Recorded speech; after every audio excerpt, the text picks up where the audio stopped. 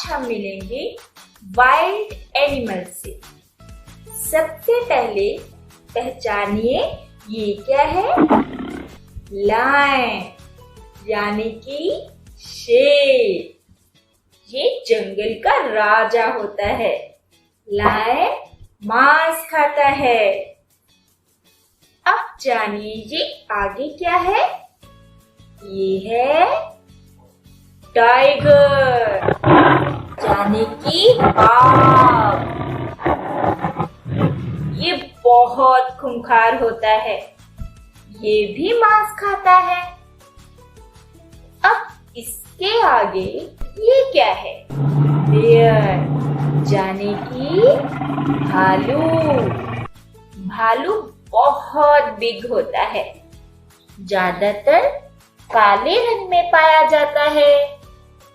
उसके बाद आता है डियर। डियर मुझे बहुत पसंद है, यानी कि हिरन। हिरन घास खाता है और देखने में भी बहुत सुंदर होता है।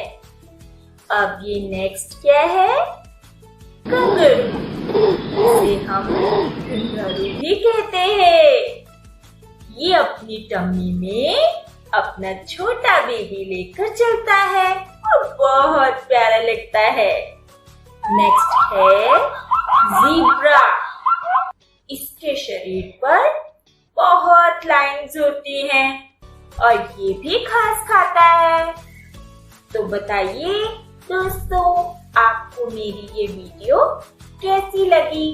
अगर आपको ये मेरी वीडियो पसंद आई है तो कृपया इसको लाइक करें और सब्सक्राइब करें। Thank you.